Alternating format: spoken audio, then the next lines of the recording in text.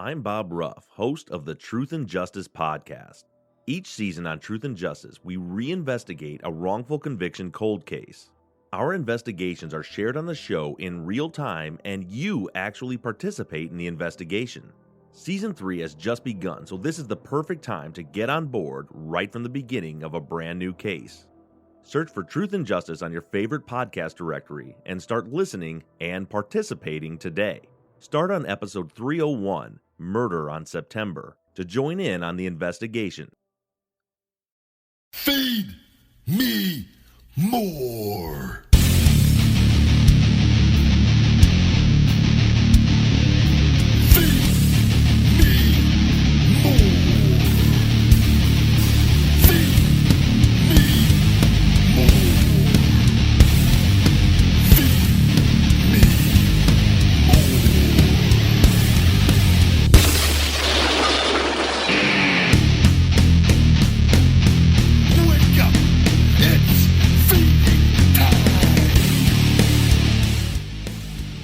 Welcome to Conversation with the Big Guy. I am the big guy, Ryback, and I'm sitting here with the one, Pat Buck.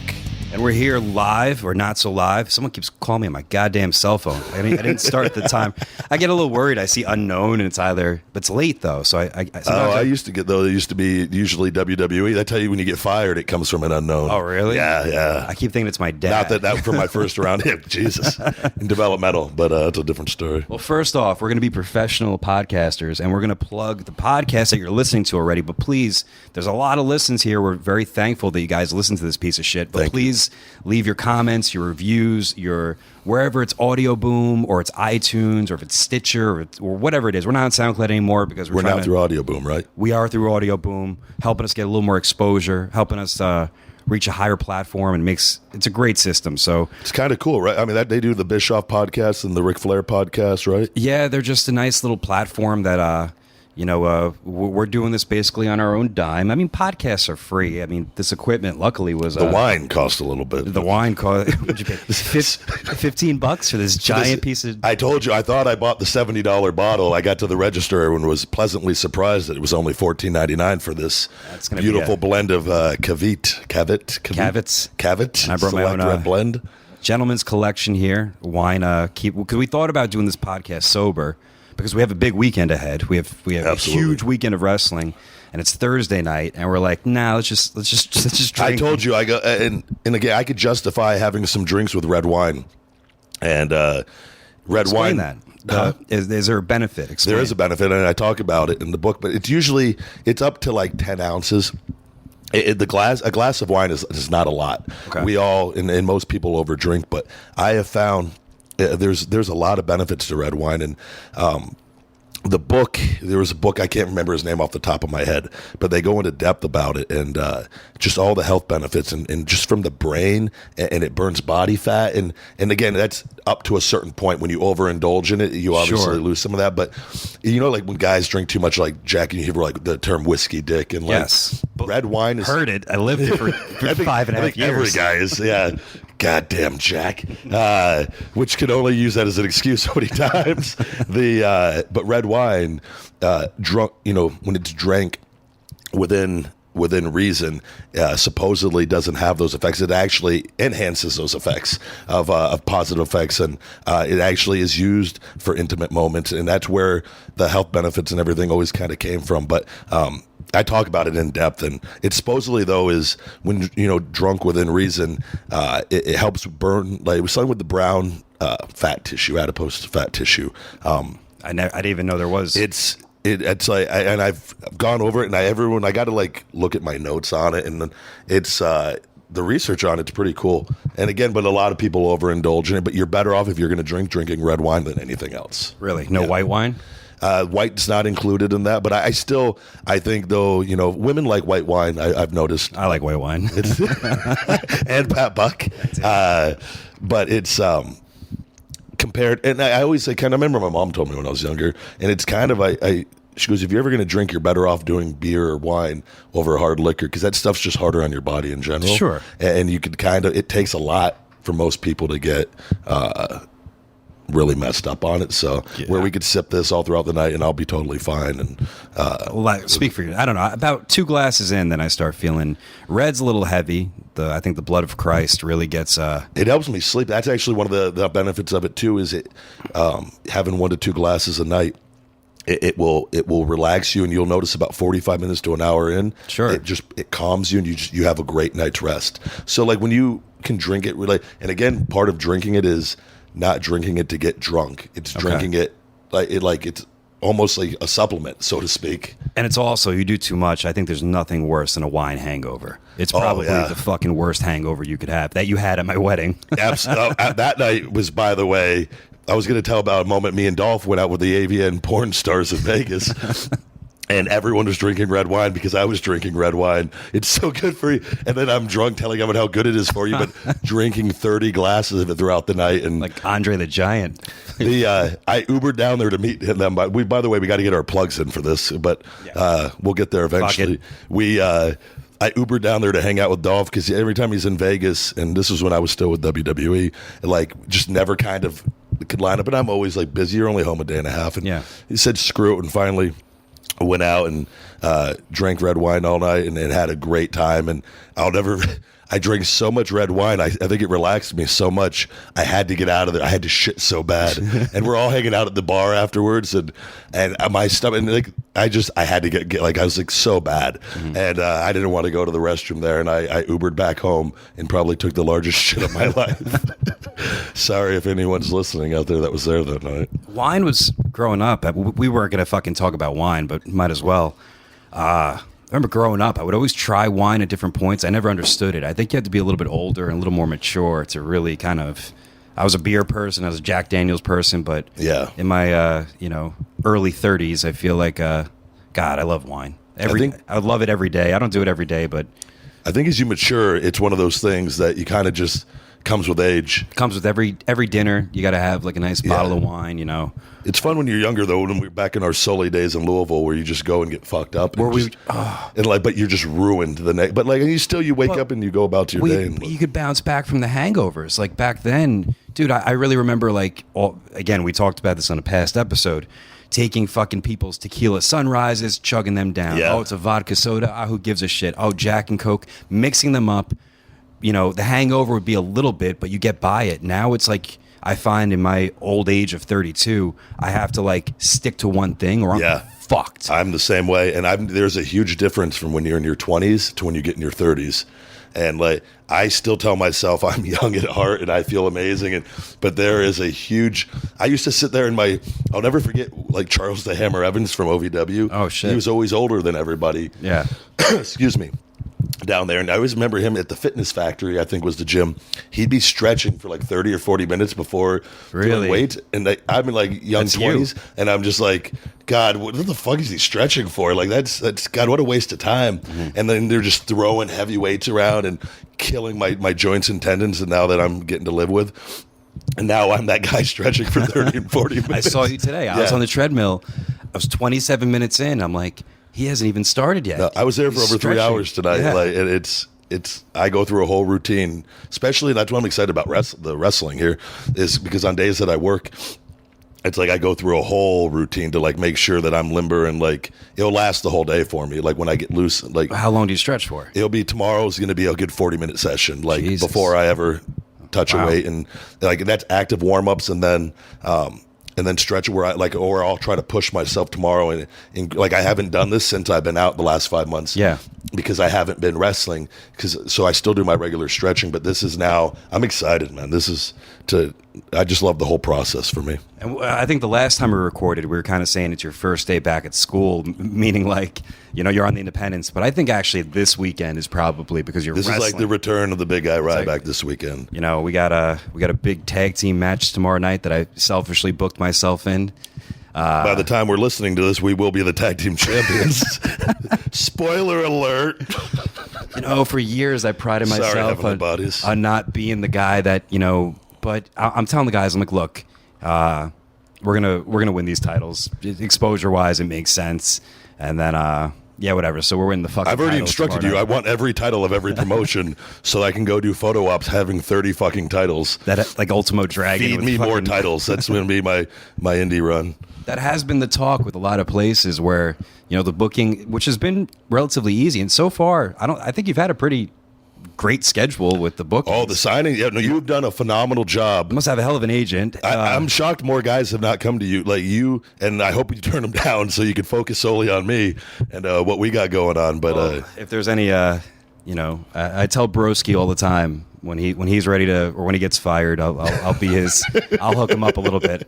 he's stolen my weight belt, which is actually you're the one that actually I should give you. If anyone's ever given you any slack over wearing the weight belt, you're the one that started that whole thing. I think we should. If we're talking about plugs, we should give our buddy JD Maverick, JD Michaels, Maverick. Yeah, Iron Attitude. I'll say this one time. Look, I talk to JD all the time. I love him, man. JD's great, but let's just. He was a great gear maker because in wrestling it's really hard to find. Still does my gear to this day. Does he really? Yeah. Okay, so he does my singlets, and this is a true story. WWE, the seamstresses up there when I got up there, I was having them do the singlets because JD was kind of already transitioning away from it, and they, like everything else, like they have their people they do their stuff for. And like I was paying them well and tipping them well, and like I remember there was a pay-per-view. It was like 3 weeks away, and like we're not going to be able to have your singlet. It was the first.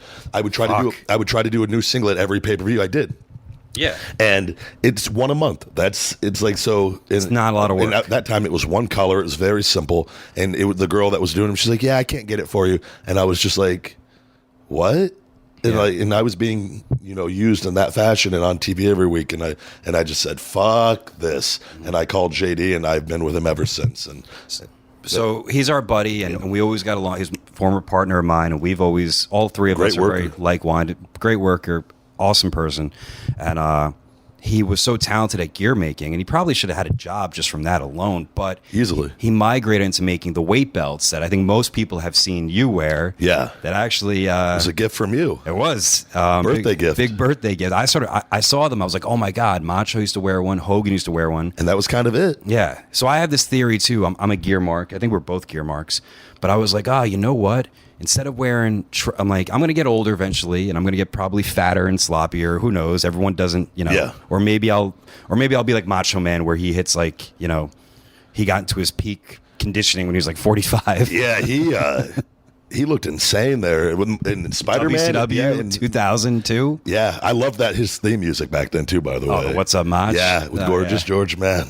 So I saw that look. I'm like, oh, fuck. I want that look. And then I saw JD was making weight belts. I'm like, dude, I can wrestle in these. He's like, they might get in the way. And, I don't know if you can wear them for wrestling. I'm like, no. So got them made, wrestled in them, which it's very tough to wrestle in them with. First, I was wearing it with long tights, and that was kind of bad. I'm a big fan of your look that you have going on now, by the way. Thanks. And that's by design, so I can let myself go when I'm, still doing these shitty independents when I'm 45. Yeah.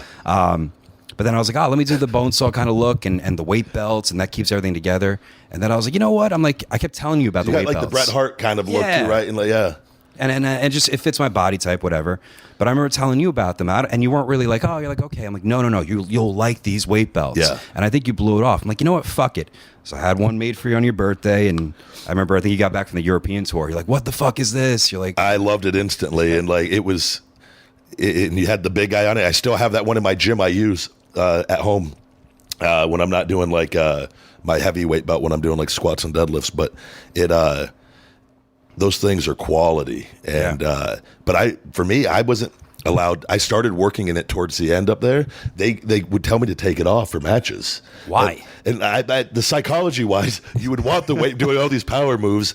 I would want to be wearing the weight belt to hold myself together during these matches where I'm picking up Big Show, Mark Henry, Kane, and every other guy over 300, 400, 500 pounds. And no, I wear it to the ring and then take it off and work without it, and then throw my back out every night. Do you prefer to wear it or not wear it? Oh, I love wearing it. You like wearing it? Yeah. Okay. There was one time I had a segment where I think the authority, this was like I came back from the groin injury and was back babyface, and I was wearing it out there, and like the J&J security and Hunter was out there, and they were beating me down. Okay. And I thought they were going to take it off of me and start whipping me with it, which that's great would have heat. been a great heat. But in the back of my mind, I'm like, oh, please don't take this off. This is going to suck. But they didn't. But yeah. My last match with Cody, which was the main event in Rahway, the town we're recording in, he took it off me and whipped me during the match. They're heavy. Man. Fucking hurts, dude. Yeah. It hurts bad. But that last match I had with Kalisto, the pre-show stopper weight belt, which gets a lot of... which also was a great idea. I don't know who thought of that That one. was, again, Pat Buck's idea. Very creative young man, and they were so furious with that weight belt. What, pre-show stopper? They were so bad. Cone kept telling me, they go, take off the weight belt, and I kept saying, tell him to fuck off. And during the match, I was already checked out. I was gone, and I was like, I'm gonna have fun one way or the other. But they ended up kept telling us I had to cut out. Like Cone kept saying, he goes, no more CM Punk stuff, no more CM Punk stuff. And I had I was going to do the running knee into the GTS and like not cover them and like just to really, because they were eating it up. Sure. But we got cut on time as always. And so fucking crazy. That's one thing I always had a respect to the other guys. On that match, you got to get off the air by a certain time so the show can go on. Yeah. You know, so then that's being selfish at that point. But and that was that the Mania? Was that where you saved his life pretty much? No, that was Mania where, everyone says that. I just was... That was a big thing. Like, he looked like he was going to die. Again, I said anybody would have done the same thing when you're out. Like, and we've all done stuff out there, and those ropes, and in the heat of the moment, you're sweaty, and Kalisto's amazing. There's nothing he can't do. And it's like a high risk thing when you're going out there, you're doing all these high risk moves 4 to 5 nights a week. You're going to mess up sometimes. Sure. And like I've seen him nail that. No, he's so super talented. 10 out of 10 times, and then he did it one other time, and it just so happened. I think he was falling short, and just doing my job. That's what we do. So. That was Payback, though, the last one in Chicago, which was very fitting for my last match before. That was your last match? Last match. Okay, wow. Which I got a lot of, great feedback. And it always bothered me. Everyone's like, that was your best match. I was like, I've been doing that for years on the live events and with different guys. And, like, it's just TV. You weren't allowed the same, opportunities, so. And I think the match, you probably have more fun wrestling. Not that it's not fun. Do you have more fun wrestling guys that are kind of a smaller body type to have a better mix, or would you rather go again? Because for a while you were just paired up with giant after giant, which is giant, tough. Which is tough. And nothing against. So those were always my least favorite from a standpoint of whenever because it's a clash of styles a little bit, and there's only so much you could do to certain guys, and it's. Like they've seen me pick up guys like Big Show and Mark Henry and Kane before. So then once you're past that wow factor on that, it kind of, and they're at a stage of their careers where they're not. Look how big they are. Like they shouldn't be getting thrown around anyways. No. Like even doesn't matter how strong I am. Like so, and it's just. And to give them credit, for their size, especially Big Show, they do tremendous fucking things. People don't give them enough credit. Not at all. And it's and to be in it as long as they have and still going, and now they're kind of, and Big Show's finally being used now, I feel appropriately, where if there's nothing for him on TV, take him off TV, and bring him back as an attraction.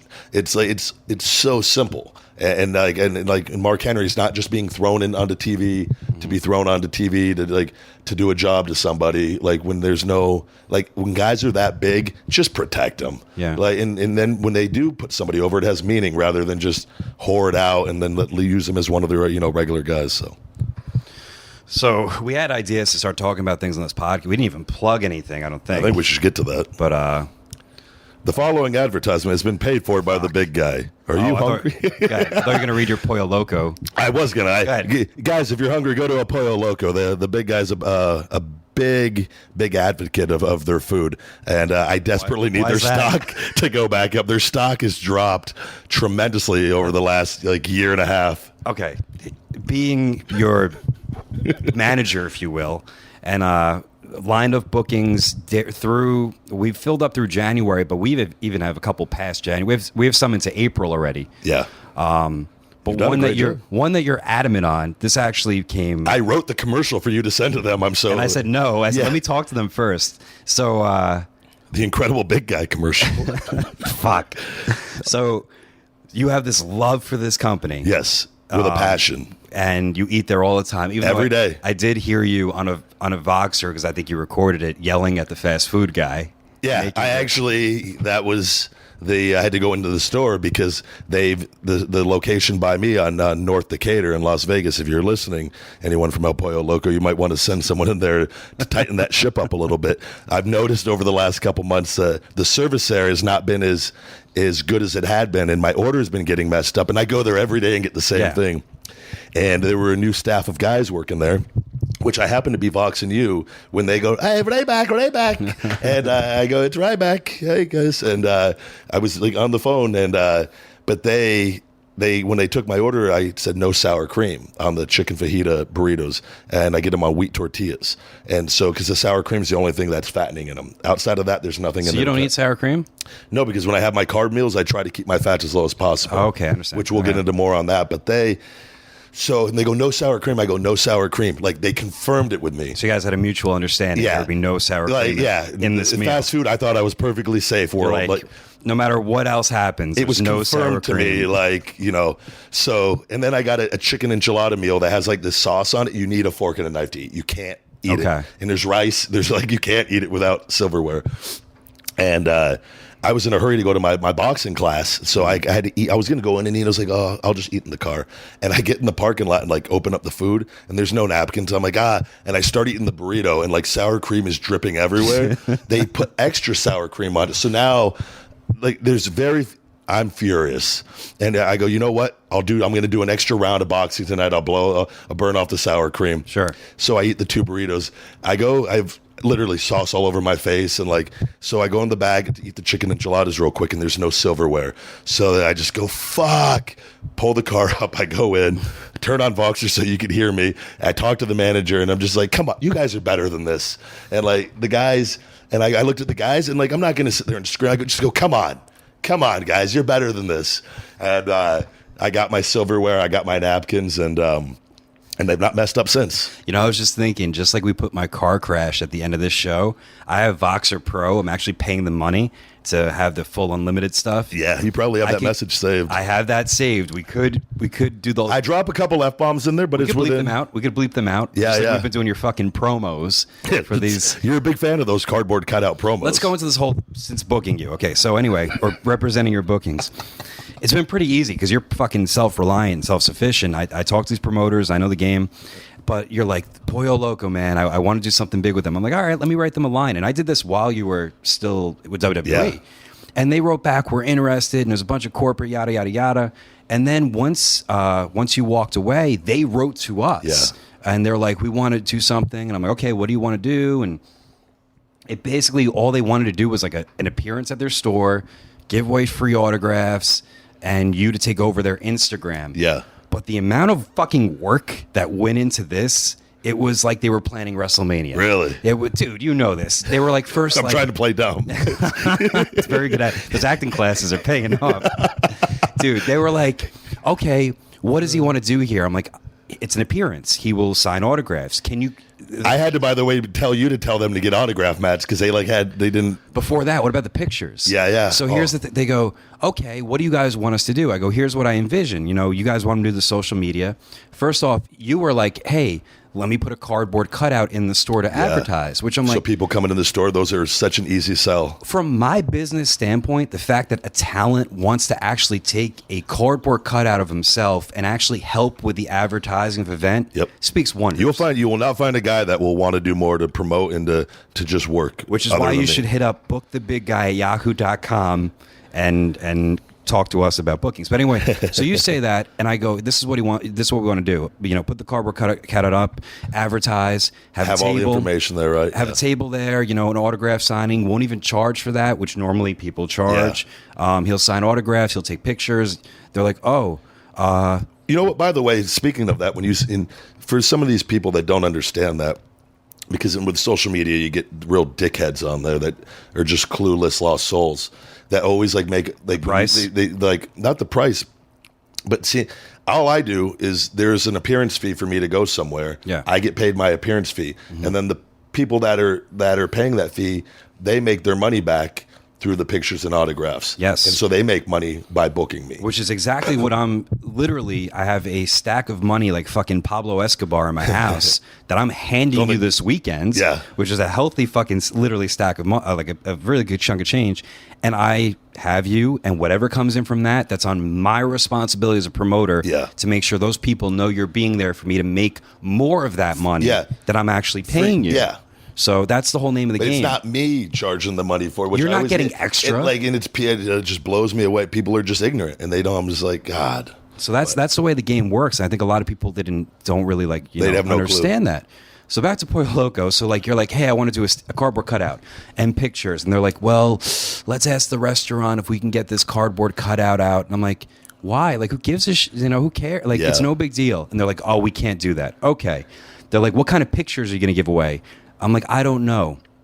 I have like a couple of your non-WWE stuff on my computer. I'm like, here's 2 images, and they're like, I guess they're menacing images. You're just like with your fists up, or just like whatever. I wasn't smiling, supposedly, and they wrote back, we can't use these. Can we pick an image where he's smiling? And I'm like, oh, which fuck we had. I have everything, so we gave him the images smiling. Right? I go, pick whatever ones you want. Go to the website, pick them out, and then they ended up picking out the menacing one, the one I fucking sent in the first place, which was when I realized. I just told you, I go, they have no clue about it. But I had a lot of fun over there, and the girls that were there from El Pollo Loco, they did a really good job, and we had a great turnout, and there were people there the entire 3 hours, and I thoroughly enjoy them. I told you I've been interested in attaching the Feed Me More to a food brand, like a Macho Man to a Slim Jim. Yeah, and it's a layup, and it's an easy sell, and but I'm very selective on that. I'm not just going to go when I go El Pollo Loco gets first dibs. How much stock do you own in that company? I own a lot. They've paid for a lot of things for me over the years, and but they crashed after their initial IPO. Initial price offering, and they're being looked into, I believe. Really? Yeah, I don't know I don't know if anything came about of it, but they've dropped like between $10 and $15 or $12 and $15 per share, which is a lot. Yeah. I think people are kind of blown away that you're on the stock market. Yeah. Oh, I've told you, like, I don't talk to a lot of people, but I tell you, I toot my own horn a little bit on some of my successes. I may know the promoter game, and I may know, we're all deep in rest, but when you talk about the stock stuff, I actually do get insanely jealous that I'm not involved, and you're telling me, oh, I did this today, I made this one I'm keeping my eye on. I'm like, fuck, like, I feel like wrestlers and stock market outside of, you've heard of JBL with stuff like Kane's that. Very good also. I don't know if he's how big he is into investing, but I know he's very knowledgeable on there's been a few times me and him talked, and it always pops me to the big guy and Kane talking about gold, and Daniel Bryan is very intelligent with all that. But really? A lot of it too with stocks is overcoming your fear of watching your money fluctuate. Yeah, most people won't have that patience. No, and that was my biggest fear. I took 2 years before I ever started doing anything with my money in WWE. But when I kind of saw the writing on the wall early on, I was like, it's up to me to figure out what I'm doing with this, and I don't want to just put my money in a bank and have them just rely on somebody else to do it for me. I've always been very big on being hands-on, and I was like, if I fail, I can live with myself losing my money rather than somebody else. Mm-hmm. And I've had a lot of success with it, and I've never put anything into there that I need. Like, whereas, like, I don't put my life savings into the stock market, okay, but I have a healthy amount in there, and I have enough where it has given me some serious leverage where I'm able to make a lot of money in there with the money that I have in, but I don't need that money. So when my stocks are down, I've been down a lot at points, and I just laugh, and like, because I don't need that money. You're not attached to it. I'm not attached to that money. Whereas if I needed that money tomorrow for a surgery or to pay my mortgage, or you know what I mean, or massage parlor or something, which we'll get into, not currently, but years past.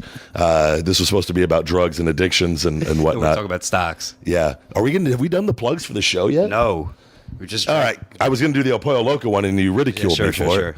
Feedmemore.com. The big guy Ryback 22 on Instagram, Ryback 22 on Twitter, and Ryback 247 on Snapchat. If you want to get a few laughs and a little insight into the big guy Ryback's life. And I'm Buck Never Stops across all platforms. Me and my 10,000 followers. Really Really killing it on the old Twitter. You accused me of buying followers on Twitter today. I asked you because I saw a couple mean tweets towards you saying things which I've never even seen. Really? Yeah. I check it now. Because of this horrible show. I told you on the record, if I could find out how to buy followers, I probably totally would. Yeah. Why not? No, I did not accuse you. I was like, did you ever buy anything? Because you had a lot. I mean, you have a fucking healthy following. That, by the way, that is slow down. Twitter's slow down in general. I've noticed over the years. It's more about Snapchat. Yeah, but I got all those really quick from that first 2 years in WWE.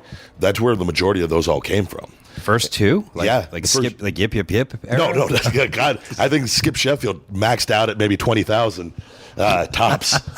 The rest has been from Ryback. Okay. And which I always laugh at. Like, you look at the guys that they have pushed heavily over the last few years, and I was just like, they've been up there the same amount of time as me, and they're still don't have the same followers. Amount. But my following has slowed down over the last couple of years since they have worked their magic. Yeah. But I will rebuild all of that, and just that's what people are getting to look into the life of what I'm really like, and it's been positive. So, well, we're not even going to go into topics. I mean, you're here now. We got a big wrestling weekend ahead of you. I mean, I don't even know where to start with that. Are you nervous at all? Not at all. No? I was talking to somebody within the WWE empire, as I have friends within the office in there, and they were asking me, they go, are you nervous at all? And I go, no. I was out for a year and a half with the ankle deal and didn't wrestle a match and went right back on the road working 10-minute matches on live events with a fucked up ankle with my balance all screwed up. Which is a true story on all that. A lot of people, I remember Val Venus, I remember at a live event, which has never seemed to have anything nice to say online. What was it? Something weird, but I blocked him a long time ago. Okay. I don't even, it's not even. No. It's when you spoke out with the boys, and he's Mr. He completely interpreted that entire thing, but he was always really nice at the shows when I'd met him and took Very pictures nice. with his daughter. Yeah. And I think he's one of those guys that his online persona does not relate to the person you meet. When you meet him, he's very pleasant, very nice. Beyond nice. And then I saw he said something what he did, and I was just like, come on, that's shitty, man. He also smokes a lot of weed, so you don't know what kind of mood you're in. He owns like a dispensary. That's his thing. Yeah. Because I know he doesn't. Maybe he had some bad weed or something. Been on shows with him before where this is pretty wild. It's me and so I won't mention the other person. We're on a show with him. He didn't have his gear because he sold all his gear. And he had to go to Walmart and bought fight pants. I know he's heavily into the pot game and stuff like that. And maybe he's doing well for himself. Maybe he's not. I don't know enough. But I was like, come on, man. You're the Valboski. Give us the fucking purple trunks, man. Not these fucking fight shorts.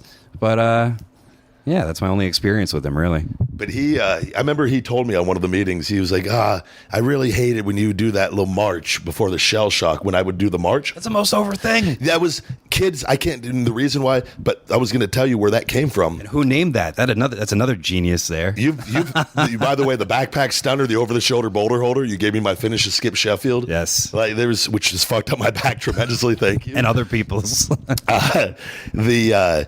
But that march, the reason why I started doing that is because my ankle, when I got back on the road, I had no business coming back to wrestling when I did. Okay. My ankle was a mess. I had no balance in my left ankle. My strength, I was like a feeble kitten. And I was picking guys up for that finish, and I noticed my balance was so off. I didn't want people seeing me stumbling around. Really? So when I did it, I started marching to shift my weight back and forth. Really? And push off my foot so that you wouldn't notice how unstable I was. Wow. And that was the only reason I ever started doing that, which is why I eventually, once my ankle started, strength started coming back in it as I was up there, I just quit doing it eventually, unless they would ask me to do it here and there. Yeah. But I had no idea that was gonna that got over with the kids really well. That got over with me because I thought, because here's the thing, when I thought of the name Shell Shock, because you're like, I need a name for my finish. Yeah. And some people were like, oh, is that turtle? I'm like, no, Shell Shock. I was trying to think it's battle fatigue when you're in war. Exactly. Yeah. It's an older term, and immediately I thought, hey, Vince might relate to this because this is what this is. Because he's old. Because Shell Shock. I know what that is. Oh, Shell Shock. God damn it, Shell Shock. Just lifts those big guys on his shoulders. So strong. So I was like, PTSD Ryback. used to be shell. I'm like, before it was PTSD, it was Shell Shock. I'm like, oh, fuck, that sounds like you went through some sort of traumatic thing, and then I thought you added like military stuff to the march and the shell shock. I'm like, I thought you were just being creative. Yeah. But I thought that was fun. Did I ever tell you, thank you. The time I had to explain why I do my entrance to Vince, did we ever talk about that? I don't think so. I think I've heard it before, but Kidman was like, he was like, Vince wants to know why you do your fucking entrance. And I go, the energy entrance? And he goes, what? Kidman's he's a smart ass. And Kidman's awesome. I love him. I love Kidman. He's the one that told me, he's like, when you leave, I talked to him the day that I left. He goes, just, don't burn your bridge with the company. Don't say anything bad about him. And he goes, you'll be back in 6 months. Oh, fuck that. Well, 8 episodes later, 9 episodes later. No, but I've told everyone I'm very thankful for everything. So, but I'm not going to not fucking talk about things. I've had to live with it for so long. This is therapy for myself. But I had to explain to Vince why I come out and do the entrance with the one arm up, the other arm up, both arms up 3 times, and then boom, it is me. That is an entrance of energy of when I come out, and this was my babyface entrance. I collect the energy on the left side, collect the energy on the right side, collect the energy of the entire arena over and over, and inject it into myself was the legitimate, and then I shut down, let the energy take over, and now that I am living through the energy of the people. That is a deep secret, thing of why most people don't understand why I ever did that. That was well thought out, and I would legitimately get hyped up when I did it, and I live through energy and feed off the energy. But I had to explain that to him, and he was totally cool with it. But he wanted to know early on, why the hell are you doing that? I thought you got it from Kickboxer. No. Okay. No, that was the Feed Me More taunt. Do you remember the first couple I was after the matches and early on with the locals, I was just doing the up and down thing with the arms. Yes. And it looked like the old Hasbro action figures. I didn't use Feed Me More yet at that point. And because I didn't want to say that yet. And just then it timed all out, and I said it once, and I was like, you know what, this is going to stick. I never thought that would get over it was organic. I mean, shit like that. There's things in wrestling that just you never think that just catch on, and I didn't think it would. Yeah. I mean, and it did. So, you want to get some questions here? Yeah, let's do that. We were gonna, dude. It's so funny because we talk about this podcast nonstop, and we're like, let's plan notes and we take notes. This show, let's just talk about this. And then we get on the show and we're just bumbling. Our best work is when I've told you this. I go, our best work is when we just kind of bounce off of each other and stories come naturally. It's better though when I hated our last round of podcast episodes that I thought we both were very tired, and our last 2 we were really tired. Yeah. And it was just day. In Philadelphia, dark hotel room, it's lighted. Hot as fucking here right now, but it is really hot. I'm sweating profusely. After this episode, I will turn the air on a little higher. I remember I wrestled a match that you didn't even watch. I thought I was dying that day. You wanted me to watch your match. And I hadn't seen Santino in a while. And we get to talk, and he'll be here tomorrow. And I'll probably miss my match talking to him. I'll just wrestle. He's like me. I feel like he's a chatty Cathy too when you get to talking. And he's also one of, honestly, I think top 5 favorite people I've ever met in wrestling, because he's always been positive and a mentally strong dude, and always been a good person. He lives the secret without even knowing it. Exactly what I was going to say. Speaking of secret, we've never said this in the podcast, and the wine's taking control of my voice, but we're actually in the new secret book that it's been released already. It came out on October 4th, which was I never got a copy of that, by the way. I think they sent it to you. They sent it to me, and they also paid me for it. No, they sent it to your PO box. Have you sent that in a while? I go there I go check my PO box 2-3 times a week. I could have sworn they sent. We'll check. It'll come in. It's at my house. So it's your story, but the fact that it coincides. You lived it with me though. Yeah. You had your own story at the time. Just to see hey, fuck, both of our names are in this book that literally fucking changed 10 years our ago, lives. we had nothing, and it was living together. And now 10 years later, we're doing this, and we're working together. And we are the featured story at the end of the book for their celebrity portion. Did you see what they retweeted too? I thought this was kind of cool. Oh, yeah. So I put a tweet out there, and I was like, I can't, this came out, really mind-blowing. And they wrote back, we're not supposed to play favorites, but this is our favorite story in the book. I was like, fuck, man, this book that was a national, not even national, just a well-renowned thing. The book is, it had worldwide. Huge press. Oprah, it's been everywhere, promoted heavily, and it's and a lot of people, Rhonda Rhonda Byrne, she's amazing. She's gathered this information. This isn't anything new that she created. She's done the research on this and brought together all these minds of people that have lived this life. And it's just a mindset. And it quite simply is nothing more than just choosing to have a positive mindset. And it just made sense to me because all the people I knew that were really fucking miserable and sad, and I was that. Yeah. I was like, always deep. And I'm like, fuck, bad shit always happens to them. People who just seem like they have it made, or like everything's great and genuinely things are good. I'm like, nothing bad really happens. It made a lot of sense to me. And I just, it's pretty mind-blowing to go, oh, fuck. It's How the Secret Changed My Life, I believe, is the name of the book. How the Secret Changed My Life, yeah. And it's all stories about people all over the world. It's available on Amazon and probably every bookstore and online Kindle, everything, I believe. So go check that out if you want to, or just go to the bookstore and read our section of it. And then put the book back, buy a PWI magazine, and then... By the way, that German company sent an email to me, which I forwarded to you, about being on their cover. I didn't reply. For the German pro wrestling magazine, which I heavily wanted. They asked me if they wanted to do a cover story or a story on me, and I go, sure, it's got to be on the cover. They go, yeah, why not? The booking emails, once we get through things like, hey, can I win your title? or can I be on the cover of your magazine? You never know unless you ask. That's what I always tell people. And I've said that before too, and I'm like, yeah, it makes a lot of sense. I mean, there's a lot of bookings you have coming up where I know they're going to run with it, and it's more exposure for the company. I've done it before. Yeah. When Matt Hardy was, and actually he is one of the most over guys in wrestling. Absolutely, now. I love him. I put my and I don't even know him that well. But. Independent title. You're working him fucking, I think, a couple weeks. WrestleCade. Yeah. Yeah. I put the title on him, and it was just like, it's very good exposure, and then it could also help build the local guy. It's just very good stuff. So when I've done my signings and some of these signings, he's always right next to me, and I just thoroughly appreciate him being in character. He's great. He's awesome. And I could listen to him talk all day, and it reminds me of when I had fun as Skip Sheffield, except for this is way cooler. I gotta say that where you just don't give a shit and you can just say you can literally do no wrong. Yeah, and like I was just like, man, that is incredible. He's been around for how long now, and like he's the hottest thing right now. The hottest thing right now, by far. And you can both see myself and Ryback and the Broken Hardys next month, November 19th. Oh, we're taking them on. We were not actually. We're going to team with them. Yeah, 8-man tag. A big Survivor Series style match. I'm even cooler with that. I would much rather tag with them. Am I going to come and Skip Sheffield for that one? I fucking hope so. I think I'm going to bust out the Skip Sheffield I would be strut splash, which was always a favorite. Wade Barrett's dad, I was one of his favorites. Wade Barrett's dad. Kofi Kingston, myself, and somebody else. Razor Ramon, or Wade Barrett's dad's 3 favorite. Stu Bennett, I should say, his dad's favorite wrestlers of all time. He loved when I did the little strut up the steps. And it would, really? Oh, yeah, he loved.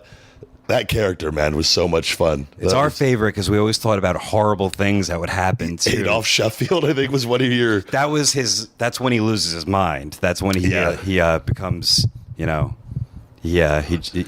That would be my backup plan if I ever went into MMA and just totally pulled a CM Punk and got my ass kicked. I would just come back and skip Sheffield. Makes total sense. My mind's fucked up, and then opening match, sell some merchandise. Yep. What it do? Fucking start over the shoulder boulder holder here and there, and fucking start the match with a running drop kick that you miss. I used to do that in FCW. I remember that. I got that from an MMA guy that was, I believe, mentally handicapped that had a fight that would start his fights off. What was that guy's name? Because I remember we'd laugh about this. He started an MMA fight off with a running drop kick and missed and got choked out instantly, and it was the greatest thing. But I remember a couple of shows because this is when I was refereeing. You're like, I'm going to do this tonight. I'm like, no, you're fucking not. And I remember ding ding ding, and you run at the guy. By the way, the Cruiserweight Classic, they've started matches with that. Somebody's obviously been studying their Skip Sheffield matches. Finn Balor starts with that all the time. Yeah, run, drop. Time's cut. Run, drop kick. Spoiler alert: Finn Balor's a huge Skip Sheffield fucking mark. Fuck. Oh my god. Do you want to do a few questions here? Yeah, we're at 42 minutes. Unless we're going to save that completely for... I think let's do one question. We've been hyping the question.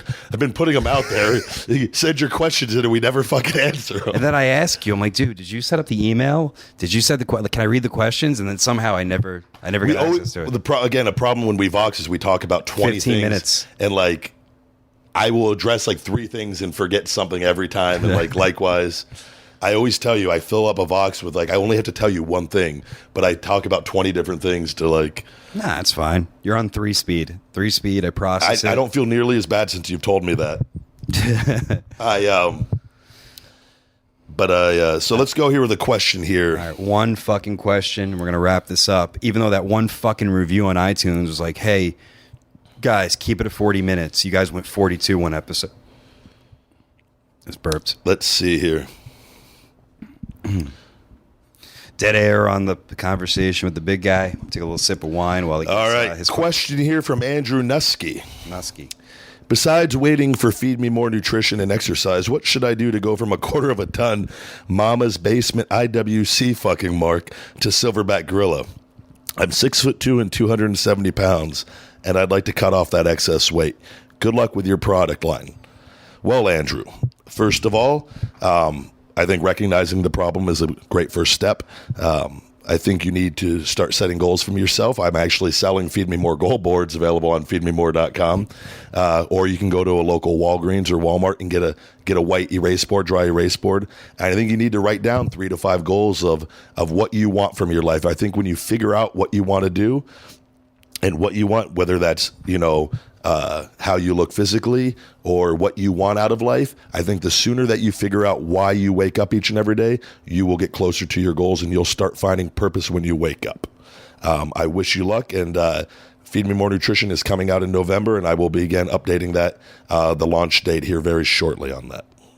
All right. Any comments, Bo? No, that was a solid answer. I thought we were gonna make fun of him, but we gave him a. I've told you I don't. That's I think there. And I've told you I'm getting a lot of emails on the website, and it's some of the stuff is so serious. I don't know how to respond. Sometimes of people thanking me and us for doing this podcast, and I think just being honest and open and. Just maybe I've always thought of podcasts the way I've thought of podcasts. I love podcasts. I mean, tremendously motivated by cults and a lot of different other ones, but just being on driving and zoning out and hearing little things and oh, it's interesting, or having something to look forward to while or at work, or even doing. I fucking don't like. I don't know if you like doing cardio. I hate doing cardio. Pop on a podcast, makes the time go by. If they're good, if they're bad, whatever. But if you're doing like elliptical or something, or treadmill, it's hard if you're doing blow up conditioning to listen to a real podcast. I feel like. Yeah, that's true. That'd be a little. I can't listen. I got to just have music on or take them off altogether on that. Batista's theme song. Yeah, listening to "I Walk Alone" as I'm fucking boxing. God damn it. That's it. I don't know what this episode brung, but I was going to do another question. One of our complaints. Keep going. We're 45. I think I'm okay with doing another question. This guy breaking the barriers. Go ahead, go. As long as we don't go 50, we're all right. Okay. They gave us the cue. Batista's theme song. Hey, Ryback, longtime fan of your work here with 2 questions regarding your WWE career. 1, when the creative team allowed you more time on the mic, it was apparent the company believed in your character and wanted to give you a push.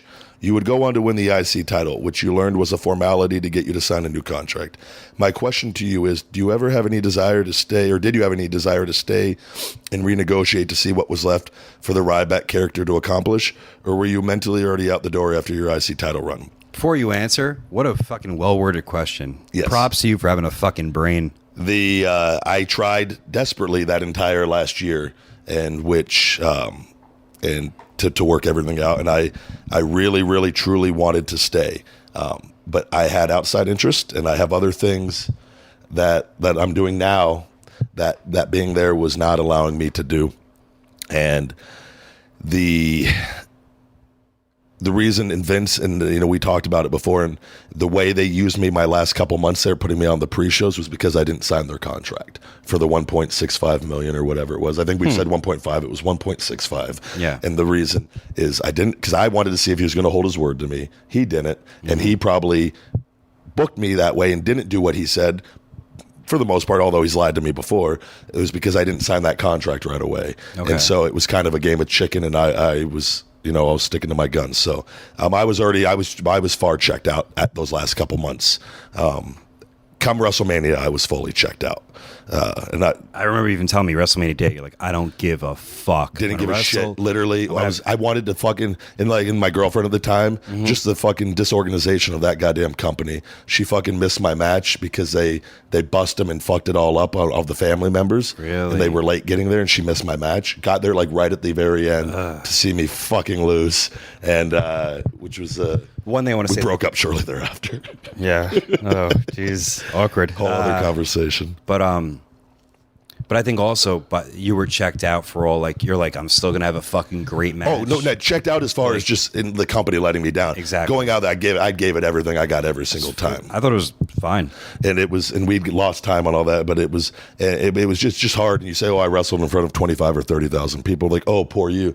Yeah, but everyone else is wrestling in front of 100,000, and you work your entire year and bust your ass, and then you get out there and nobody's paying attention. People are getting their food. Yeah. It's like, it's not a true 25,000, and it's like so scattered out, and like, oh, there's a wrestling match going on, and sure, and it just sucked. But part 2 of the question is, what is your proudest match or favorite feud during your time with the company? For me personally, your feud with Mark Henry that led up to WrestleMania was money. What kind of drugs you fucking taking? What the fuck are they taking? I feel like there was a lot more they could have done with that angle that was ultimately dropped by having you lose in the payoff. Yeah, you should have fucking won. Yeah, we've talked about that. And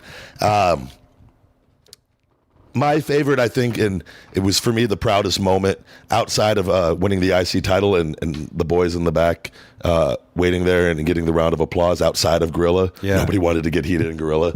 Come on, really? No, I don't know. But it was like all the real, like the guys that... The ones that matter. Yeah. And who you're not competing against, kind of. And who I've been with from the beginning in developmental.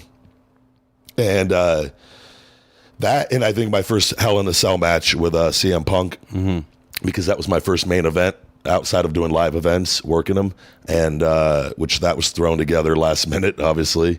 And I never liked any of our matches, but that was more on him not wanting to put any effort into wanting to do shit, and that's the truth. And but I was fully developed at that point and could have done anything. So that's a whole nother. I remember watching that. It was during Hurricane Sandy up here. It was a total wasteland, and I was really, really drunk at a bar. And an Irishman walked up to me while we're watching it, and he's like, "Do you want to do some cocaine?" And I looked at him. I was like, "Nah, it's okay."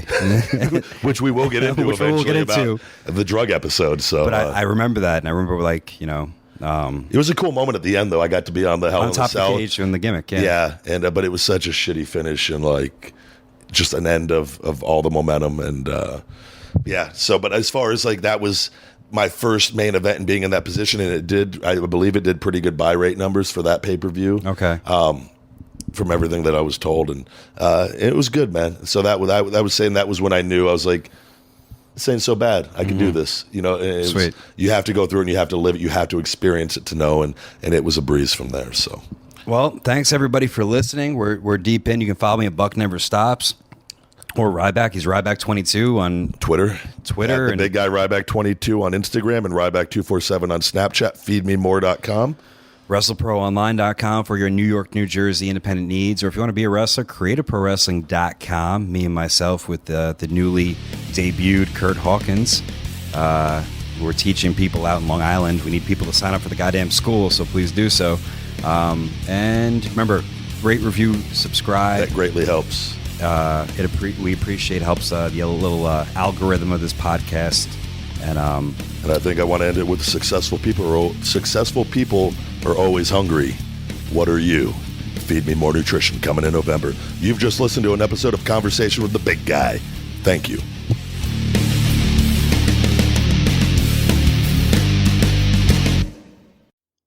I'm Bob Ruff, host of the Truth and Justice podcast.